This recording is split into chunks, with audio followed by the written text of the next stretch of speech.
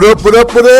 What's going on, guys? It's your boy GS, and welcome back for another Madden 25 online ranked match. And today, if you are new to the series or the channel, we are going on an alphabetical quest, going from A to Z, playing with every single team and their offensive playbook as well. And we are on the Jets today, and we are going up against the Falcons. Now, to me, this is a very bad matchup because I've played with the Falcons a couple games ago, and I think they possibly have a top 5 offense, man. Their offense is nasty. Their defense is very good. So I know I have a tough challenge ahead of me because as far as personnel goes, I really don't feel like I have what it takes to go ahead and stop this powerhouse of an offense, and their defense is very good as well. So I know I'm gonna have to play a very good football game in order for me to come out with the victory. Also, I'm on like a 4 or 5, maybe even 6 game win streak. I don't know. So, carrying a big win streak into this game, I definitely want to be able to continue it. He's doing a nice balanced attack of running the ball and passing. Like I said, the Falcons' offense is just nasty with Gonzalez, White, Jones, now with the addition of Steven Jackson. They just have go-to players all up and down the field. So, hopefully we can just make the necessary stops, be consistent on offense, and be able to take this game home. So right now he's in the red zone. He's already in field goal range. Hopefully we can even hold him to a field goal. Right there, he ends up doing a quick little drag route for a good 4 yards. 3rd and 4 right here. He ends up getting to a 3-yard pass, 4th and 1, which he decides to go for. And thankfully we end up stopping him. Looks like with Matt Ryan, he decided to go to a read option. One thing that I noticed about the Jets playbook is that it's nasty, but it doesn't fit their personnel. Geno Smith and Mark Sanchez definitely have accuracy problems. Any pass beyond 14 yards, they're going to have trouble completing. And they only had one read option. Now, this right here is the problem, I feel like, running team-specific playbooks. But this is why I wanted to do team-specific playbooks, so I could go in and out each playbook and learn which one I feel like suits me. As you see, my opponent, looks like he was running nickel strong, as I threw a horrible pass right there. He was sending blitzes every play, and it was tough to pick up which side he was doing it on. Because with nickel strong, man, when you shift the linebackers to the right, you got the cornerback blitzing on the left. The linebacker on the right could be blitzing. It could be dual edge. It could be left only. It could be right only. It's impossible to tell which side it's coming from. I just got to try my best to pick it up and realize, where's the heat coming from, and try to find somebody open immediately and try to pass the ball. So 4th and inches, he actually decides to go for a field goal. So me getting the ball at half with this possession right here, it could be big if I can score, get ball at half, and score again. So hopefully we can go ahead and do that. Like I was saying about the Jets playbook, it doesn't fit their personnel. Starting Geno Smith with very good speed. He's got like 83 speed or something like that. I would have liked to have seen more plays dedicated to him, but he only has one read option in the entire playbook.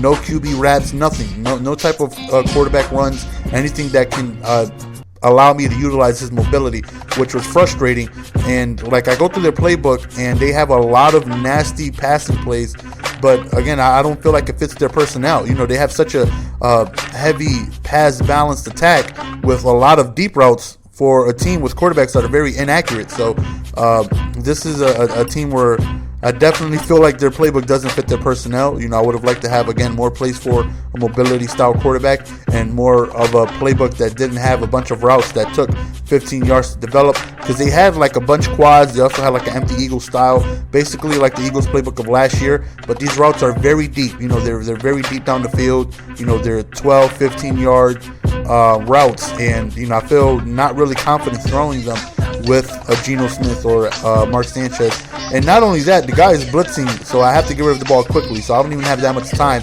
to allow these plays to develop. So we end up taking a field goal, tying the game before halftime. We do get ball coming out of half, so hopefully we can drive down the field and make something happen. Like I said, I already know offensively I'm going to have problems. I feel like I'm forced to pass the ball because I tried running, but with the blitzes he's sending, I can't really get too many yards. As you see, I'm getting 2 to 3 yards if I'm lucky. So I feel like I'm forced to pass, and he's sending pressure, as you see right there, getting at me very quickly. So I got to try my best to get rid of the ball as quickly as possible. 3rd and inches right here. We end up finding the running back, but he drops the ball. And that's the theme you're going to see throughout this game. The Jets drop a lot of passes and things like that, even interceptions that you're going to see. 4th and inches, we go for it. We get the first, but Geno Smith gets entered. In comes Mark Sanchez. First play of the game, wide open, deep on top is Antonio Holmes, and he throws a dot. As I talk about accuracy problem, that man throws a dot far right over there towards the right for a touchdown. I ended up going for 2 because he went offsides on a PAT, which only put me on the 1 yard line. So I figured why not go ahead and sneak this in, which we end up doing. So we have a 8-point lead right here. So hopefully, we can go ahead and try and stop this offense because, like I said, man, Falcons offense is nasty. So far, one of the better offenses I've played with so far. As of now, I would say the best offense I've played with, I would say, have to be the Broncos. Their playbook is just, not their playbook, their personnel, their offense is nasty. I would probably put the Falcons after that so far. There's a lot of great offenses I haven't played with yet. I haven't played with the Packers or the Patriots or, the Redskins or the Seahawks.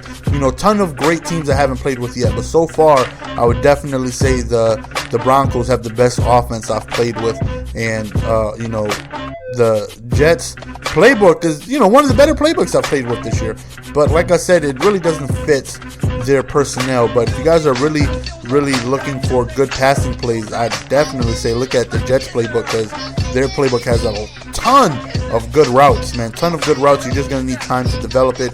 But once you do, oh my God, he rocked the hell out of me. Thankfully recovered. If you have a pocket passer that can go ahead and throw lasers, then their playbook is really, really, really good. So 1st and 10 after that big play right there. As you see, we still got Sanchez in.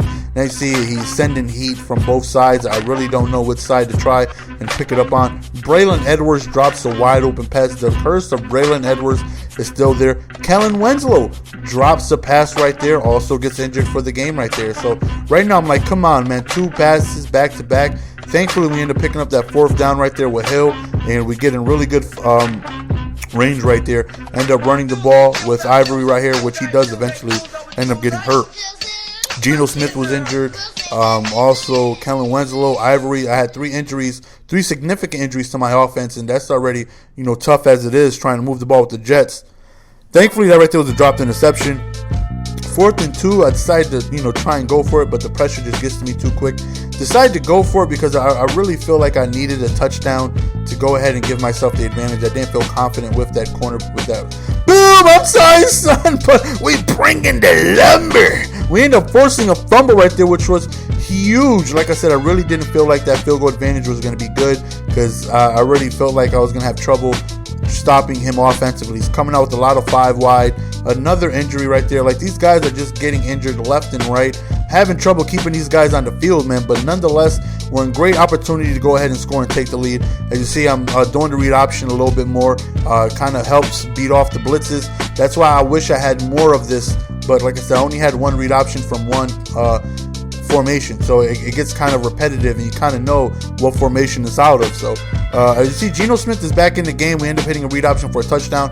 He's back, but he's injured, so his attributes are down a little bit. He's a little bit slower. He's a little bit less accurate. Like, he's like -5 damn near across the board. So but nonetheless, he's still a lot faster than Mark Sanchez and still gives me the mobility that I'm looking for. So right here will be a huge stop. 2nd and 10 right here, as you see, with the 2-minute warning approaching soon. Hits me with the beautiful pass up the seams with Julio Jones. Had his zone and he streaked them. And like I said, a lot of people this year are having 4 or 5 receivers on the field, and it's tough to stop, man. It really, really is. It's not an easy thing to go ahead and make happen to try and stop. Right here, look at this. Look at this. Come on, man. I feel like that right there would have sealed the game. We dropped an interception that was straight to us, man. Nonetheless, we have a 4th down. And right here, look at the middle linebacker, how he doesn't react. Right there. How do you not bite down? And, oh, my God, frustration to the max right there. Not only did we drop an interception, we end up allowing him to score off the next play. But he picked up that 1st down because the middle linebacker decided to back up instead of biting down. But nonetheless, man, we have final possession. We go ahead and drive downfield, get ourselves in field goal range. We have an opportunity to go ahead and, win this game. Hopefully we can go ahead and do that. So try to start off with the run play and unfortunately don't get anywhere. So 2nd and 10 right here. We're standing in the pocket, just a quick drag route. I really want to play for overtime. I let the time wind down, but I end up picking up a 1st down right here on an out route. So like, you know what? Let's take a shot downfield. Let's see if we can go ahead and get in field goal range. Let's see if we can make something happen. Huge sack right there, forces me to lose 9 yards. Again, I'm like, let's see if I can go ahead and get myself in field goal range right here. And I end up throwing an interception down the middle of the field.